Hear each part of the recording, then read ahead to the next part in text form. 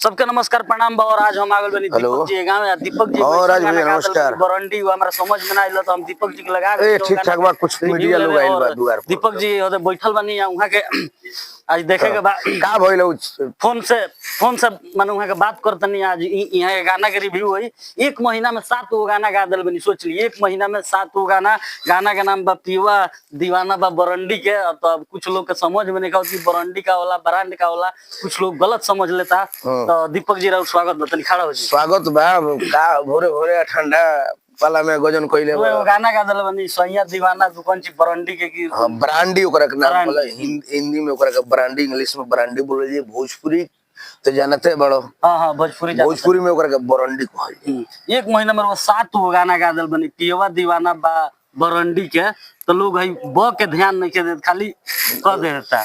ओकरा भातार के भाला बा गोड़ लागेला भातार पलंग के। तो भातार पलंग के काहे गोड़ लागेला? काहे ना लगी भाई, पलंगे खाए गोड़ लगी, मेहरारू गोड़ लागली जाके। जीवन भर पुअरा पर सुतल बा।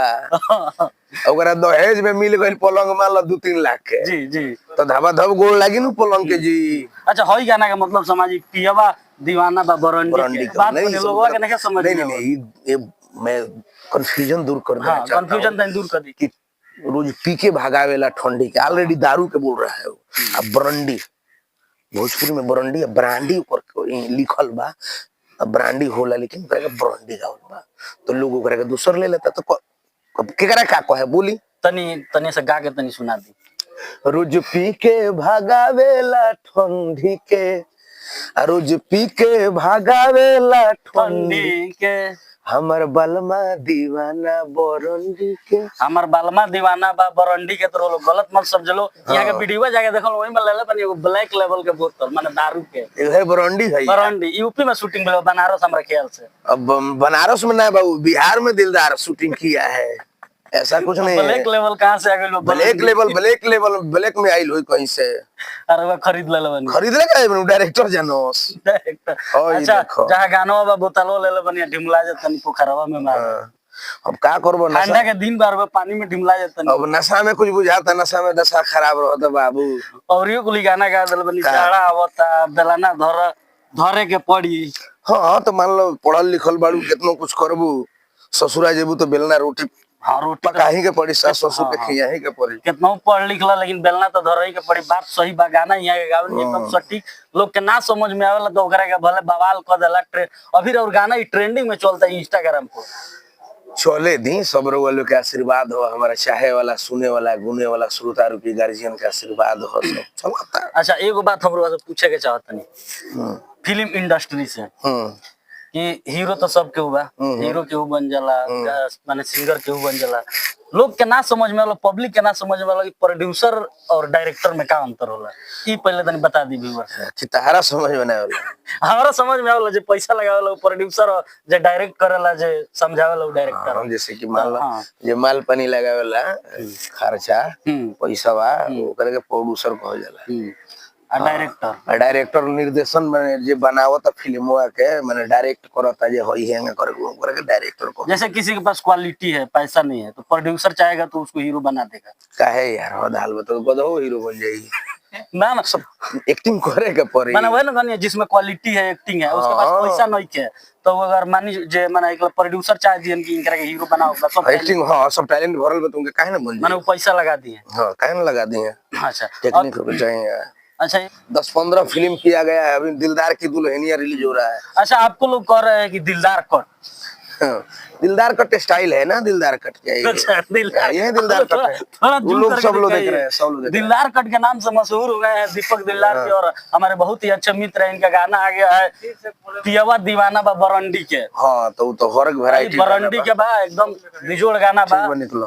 हाँ यहाँ के है तनी भैया तनी रुक जाइलो और भैया आई रहनी भेंट करे तनी हने आइलो यहाँ के गाना निकलल बा पियवा दीवाना बा बरंडी के रोल सुननी हलो बहुत पुराना से हेयर बैला तब बाप रे। यहाँ के देखी कहां से आइल बनी लो मिले सब छोट भाई हो हमार। बाप रे देखी लो सिवान से यहाँ के मिले आ गइल बनी दीपक दिलदार से कितना ठंडा में देखो तनी लोग दीपक जी से माने भाई छोट भाई हमारा होलो तो दुबई रहले हैं तो आइल बड़े तो मिले खातिर आइल बड़े सब भाई हमारा। दुबई से मिलने के आए थे गांव और फिर आ गए हैं दीपक जी से मिलने के लिए। बाप रे, इतना ठंडा में इतना प्यार दुलार हुआ ये तो भाई देता आज लोग। खिचड़ी बात लाई धोदा खाए के चलता दिन चलता है। औ वाला तनी गाना गा दी ना, का तिया रोतिया कहाँ बीतौल। ए यार रोतिया तो जीवन भर बीतता। हाँ तो जीवन भर रोतिया का बीतते नु बहने होने। एगो और सेट सॉन्ग अभी आई रोला, बड़ा ट्रेंड पहले से सेट सॉन्ग हुआ। रूम में थी बेवफा के नाम से बदनाम हाँ करने का। हाँ हाँ। बेवफा के नाम से बदनाम कर बेका। अच्छा, प्यार के मरीज बानी हर प्यार से मरबे का।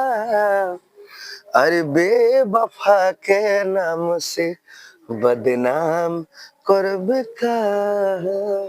अच्छा दीपक जी, आप देखते हैं कि अच्छा अच्छा भी भजन गाते हैं, मैंने खूब अच्छा अच्छा गीत भी गाते हैं, लोकगीत भी गाते हैं, और उसी में थोड़ा पब्लिक के जैसे कि मनोरंजन के लिए मरचा मसाला भी दे देते हैं। ए बाबू किराना दुकान पर जइबो नु, हाँ। किराना दुकान पर जब जइबो तो वहां माटियों के तेल बेचाता, करुओं के तेल बेचाता, रिफाइनो बेचाता, डालडा बेचाता, मैदा बेचाता, दाल बेचाता, बेसन बेचाता। तो भाई दिलदार किराना स्टोर है।